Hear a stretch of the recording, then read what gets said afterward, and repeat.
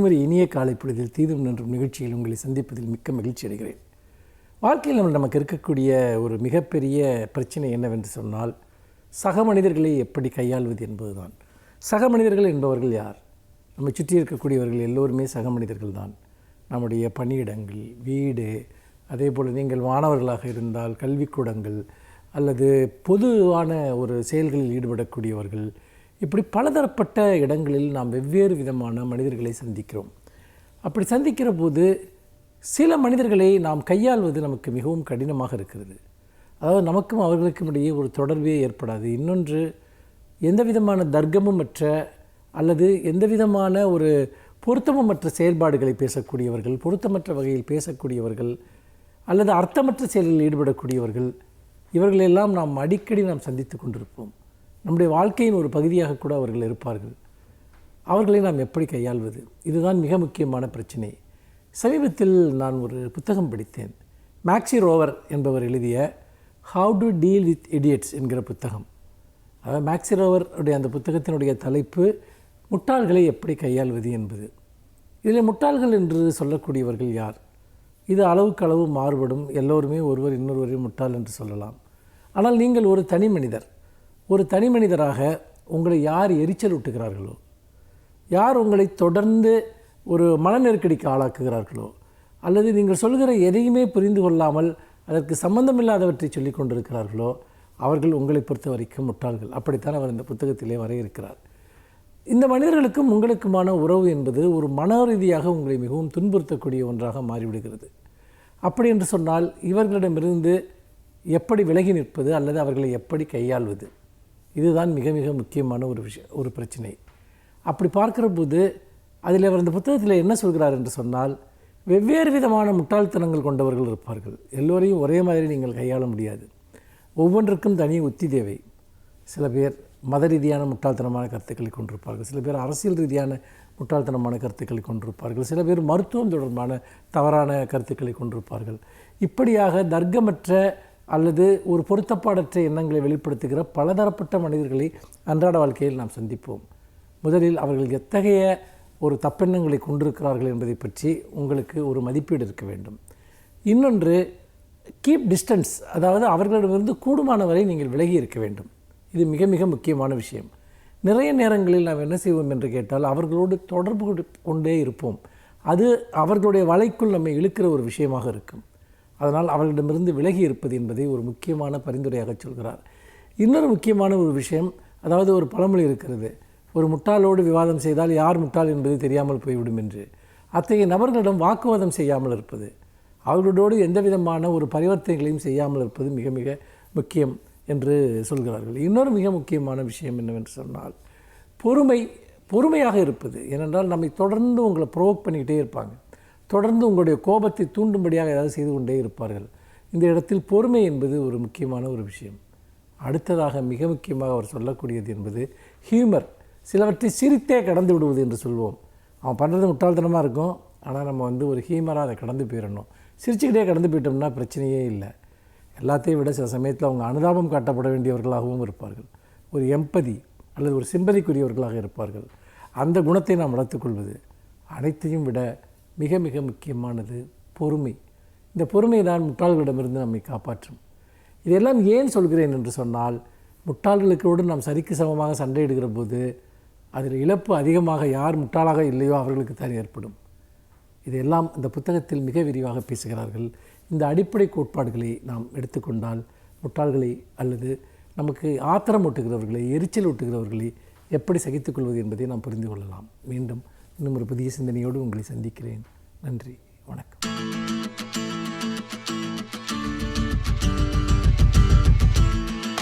அனைவருக்கும் என் அன்பு வணக்கம். நம் நாட்டில் ஏராளமான சாதிகள் இருக்கின்றன என்பதை நாம் அறிவோம்.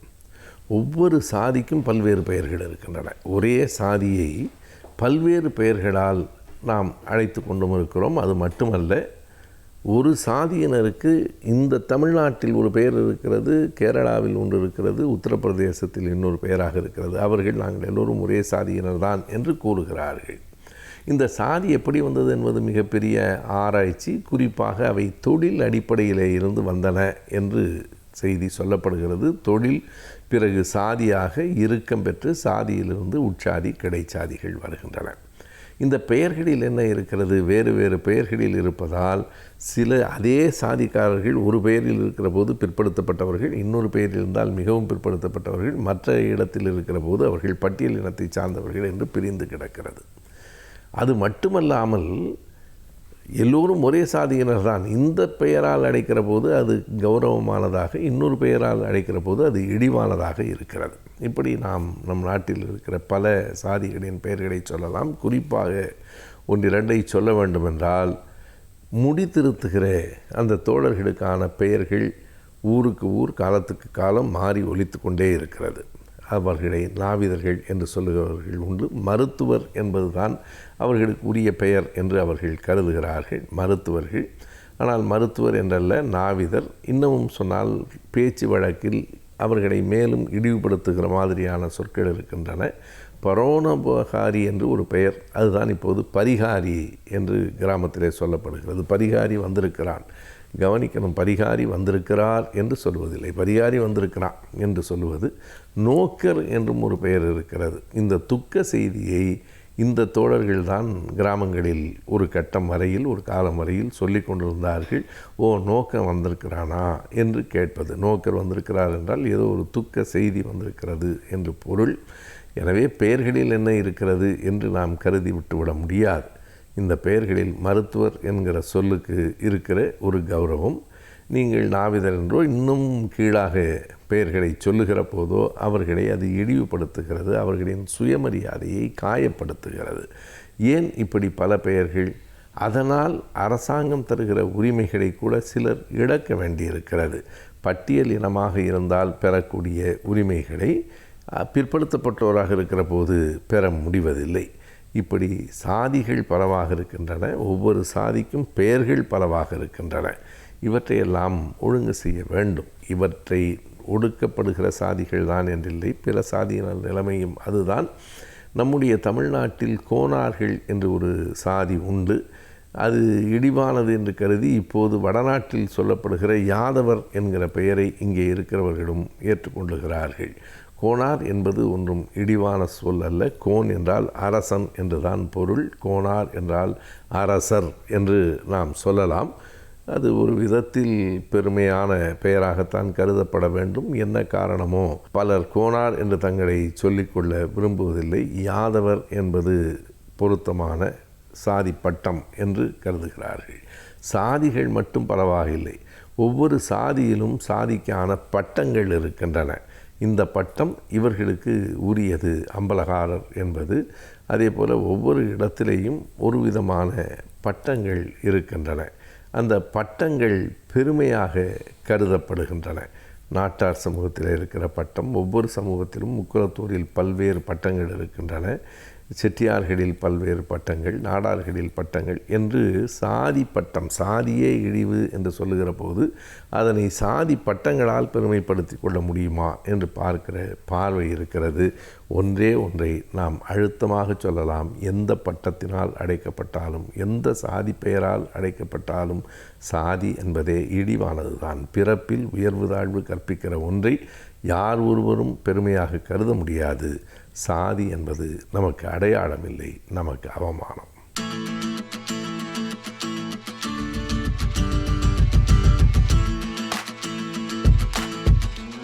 கலைஞர் டிவி நேயர்களுக்கு வணக்கம். இன்றைக்கி நம்ம முதியோர்களுக்கான தடுப்பூசியை பற்றி ஒரு சில நிமிஷம் பேசணும். இப்போது தடுப்பூசினாலே நம்ம எல்லாரும் என்ன நினைக்கிறோம்? குழந்தைகளை பற்றி தான் நினைக்கிறோம். அப்படி நினைக்கிறது ரொம்ப தப்பு. தடுப்பூசிங்கிறது எதுக்கு போடுறது? பாதுகாப்புக்காக, அதாவது ஒரு வியாதி வராமல் இருக்கிறதுக்காக. குழந்தைகள் ரொம்ப முக்கியமான ஒரு விஷயம், எல்லோரும் ஒத்துக்க வேண்டிய விஷயம். அவங்களோட எதிர்ப்பு சக்தி ரொம்ப கம்மி, அதனால தான் தடுப்பூசி போடுறோம். நல்ல விஷயம், வரவேற்க வேண்டிய விஷயம். ஆனால் மக்கள் யோசிக்கணும், ஏன் குழந்தைகளுக்கு மாத்திரம்தான் எதிர்ப்பு சக்தி கம்மியா? ஒரு உதாரணம் சொல்கிறேன். இப்போது கர்ப்பிணிகளுக்கு டெட்னஸ் டாக்சைடு, டிடி, செப்டிக் ஊசி போடுறோம். அது எல்லாருமே போடுவாங்க. எந்த கர்ப்பிணியும் வேண்டாம் சொல்ல மாட்டாங்க. ஆனால் கர்ப்பிணிகளுக்கா டெட்னஸ் வருது? ஏன் போடுறோம்? அது ஒரு 50 வருஷம் பின்னாடி பார்க்கணும். முக்கால்வாசி டாக்டர்களுக்கே இது ஏன்னு தெரியறதில்ல. ஒரு 50 வருஷம் பின்னாடி போய் பார்த்தா அது ஞாபகம் வரும். அந்த காலத்தில் என்ன ஆகும்னா கர்ப்பிணிகளுக்கெல்லாம் டெலிவரி ஹாஸ்பிட்டல்லாம் நடக்காது, அங்கங்கே வயல்லே நடக்கும். அப்போ என்ன ஆகும், இந்த தொப்புள் கொடியாக இருக்கிறதுக்கு அவங்ககிட்ட ஸ்டெரைலாக வந்து ஸ்பெஷலாக பிளேடெல்லாம் வச்சுருக்க மாட்டாங்க. இந்த அருவா கத்தி எதாக இருக்கோ அதை வச்சு வெட்டுவாங்க. என்ன ஆகும், டெட்டனஸ் வரும். முக்கியமாக குழந்தை தப்பிக்கிறது ரொம்ப கஷ்டம். சில சமயம் அம்மாவுக்கு ஆபத்தாக முடிகிறதுக்கு வாய்ப்பு இருக்குது. இது வராமல் இருக்கிறதுக்காக தான் இந்த டிடி இன்ஜெக்ஷன், செப்டிக் இன்ஜெக்ஷன் எல்லா கர்ப்பிணிகளுக்கும் போடணுங்கிறது வந்து ஒரு விதிமுறையாக செஞ்சோம். அது போட்டதுலேருந்து பாருங்கள், குழந்தைகளுக்கும் இல்லை அம்மாவுக்கும் இல்லை, இன்ஃபேக்ட் அது எதுக்கு போடுறோங்கிறதே யாருக்கும் தெரியறதில்ல. அந்த அளவு வேலை செய்கிறது. ஆனால் இது எதுக்காக செய்கிறது, வராமல் இருக்கிறதுக்கு.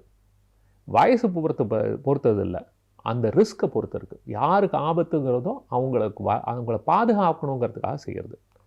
எதுக்காக அவ்வளோ தூரம் சொல்கிறேன்னா, எதிர்ப்பு சக்திங்கிறது வந்து ஒரு சமநிலையில் இருக்கிறது இல்லை. பிறக்கும்போது நம்ம எதிர்ப்பு சக்தி ரொம்ப வீக்காக இருக்குது. ஏன்னா நிறைய கற்றுக்க வேண்டிய விஷயம். வருஷங்கள் ஆக தான் நம்ம எதிர்ப்பு சக்தி ஓரளவுக்கு மெச்சூரிட்டி, அதாவது வளர்ச்சி அடையும். அதுக்கு தான் இந்த தடுப்பூசியெல்லாம் போட்டு அதுக்கு வந்து எஜுகேஷன், அதுக்கு வந்து சொல்லி கொடுக்குறோம். அதே மாதிரி வயசாக அது தானாகவே திரும்ப இறங்க ஆரம்பித்தோம். ஸோ முதியோர்களுக்கும் வந்து எதிர்ப்பு சக்தி குறையிறது சகஜம். இந்த மாதிரி இருக்கும்போது அவங்களுக்கும் இந்த மாதிரி வியாதிகள் வரத்துக்கான வாய்ப்பு ரொம்ப ஜாஸ்தி. ஆனால் அவங்களோட பாதுகாப்பை பற்றி யாருமே பேசுகிறது கிடையாது. இது கொஞ்சம் கவலையான விஷயந்தான். ஏன் இதை சொல்கிறேன், இப்போது நிமோனியா ஊசி வந்து குழந்தைகளுக்கு இப்போ போட போகிறாங்கன்னு சொல்லிட்டு இருக்காங்க, வரவேற்க வேண்டிய விஷயம். ஆனால் இப்போ இந்த நிமோனியா காய்ச்சல்னு பார்க்கும்போது குழந்தைகளுக்கு வரத்துக்கு வாய்ப்பு அதிகம். ஆனால் இதனால் உயிர் சேதங்கிறது ரொம்ப ரொம்ப ரொம்ப ரொம்ப அபூர்வம். இதே நிமோனியா வந்து 65 வயசுக்கு மேலே இருக்கிறவங்கள பார்த்தா அவங்களுக்கும் வாய்ப்பு ரொம்ப அதிகம். ஆனால் அவங்களில் உயிர் சேதம் ரொம்ப ஜாஸ்தி. அதாவது குழந்தைகளுக்கு வந்ததுன்னா உயிர் சேதம் 1% கம்மி. இதுவே முதியோருக்கு வந்தால் மினிமம் 10% உயிர் சேதம், மினிமம் 10%. என்ன தான் ஆன்டிபயோட்டிக் கொடுத்து, என்ன தான் ஐசியூவில் வச்சு, என்ன தான் 5 ஸ்டார் ஹாஸ்பிட்டலில் பார்த்தாலும் மினிமம் குறைஞ்சது 10% மக்களுக்கு இது உயிருக்கு ஆபத்தாக முடியும். அப்போ அவங்கள பாதுகாக்கிறது நம்மளோட கடமை இல்லையா? அதை பற்றியும் சில பேர் நிறைய பேர் யோசிக்கணும். இதில் நிறைய விஷயங்கள் இருக்குது. இது அந்த வியாதிங்கிறது மாத்திரம் இல்லை. இப்போது எல்லோரும் இப்போது மருத்துவ ரீதியாக எங்களுக்கு என்ன புரிஞ்சிருக்குன்னா, இந்த ஃப்ளூ வியாதியோ இல்லை நிமோனியா வியாதியோ வந்ததுன்னா ஒரு அவ்வளோ தாக்கம் தேவையில்லை. ஒரு லைட்டாக வந்தால் கூட அதை தாண்டி அதை பின்னாடியே வந்து இருதயத்தில் பிரச்சனை வரதுக்கு வாய்ப்பு இருக்குது. அதாவது ஹார்ட் அட்டாக், மாரடைப்பு வரதுக்கு வாய்ப்பு இருக்குது, லக்வான் வரதுக்கு வாய்ப்பு இருக்குது, ஹார்ட் ஃபெயிலியர், அதாவது இருதய பம்பிங் குறையிறதுக்கான வாய்ப்புகள், இந்த மாதிரி நிறைய பிரச்சனைகள் வரதுக்கு வாய்ப்பு இருக்குது. அதனால் இந்த தடுப்பூசிகள் போட்டால் அதெல்லாம் குறைக்கிறதுக்கு வாய்ப்பு உண்டு அப்படிங்கிற ஒரு நம்பிக்கை. அதனால தான் இப்போ நிறையா சொசைட்டின்னு சொல்லுவாங்க, அதாவது heart failure society, critical care society, அந்த மாதிரி அவங்க வந்து கைட்லைன் கொடுப்பாங்க. அதாவது இந்த மாதிரி செஞ்சால் நல்ல விஷயம் அப்படின்னு. அவங்க எல்லாருமே என்ன சொல்கிறாங்கன்னா, முதியோர்களுக்கு தடுப்பூசி போடுறது ரொம்ப ரொம்ப முக்கியம். இதனால் தேவையில்லாத உயிர் சேதத்தை குறைக்க முடியும், தேவையில்லாத பிற பிரச்சனைகளையும் குறைக்கிறதுக்கு வாய்ப்பு இருக்குது. அதாவது லக்வான்லேருந்து மாரடைப்புலேருந்து நிறையா விஷயத்தை குறைக்க முடியும்னு ஒரு நம்பிக்கை. முக்கியமாக எல்லாருக்குமே தெரிஞ்ச விஷயம், ஒரு முதியோருக்கு வந்து ஹாஸ்பிட்டலில் போய் சேர்ந்தால் அவங்க படுற அவஸ்தை எல்லாருக்குமே தெரியுமே. ஏன்னா ஹாஸ்பிட்டல் போய் சேர்ந்தால் ஒரு வியாதிக்காக போய் சேருவாங்க, பல வியாதிகள் வந்து சேரும்.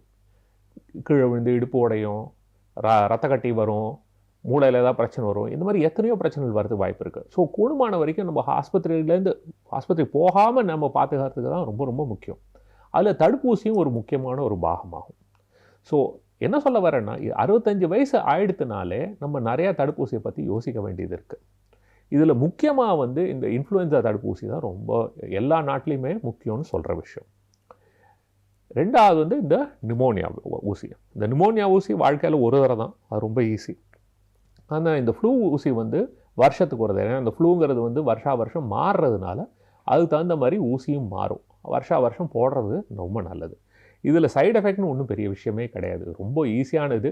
கர்ப்பிணிகளுக்கே கொடுக்குறோம், அந்த மாதிரி இருக்கும்போது ஏன் கவலைப்படணும்? சின்ன சின்ன குழந்தைகளுக்கும் கொடுக்குறோம். அதனால் இதை பற்றி கவலைப்படவே வேண்டாம்.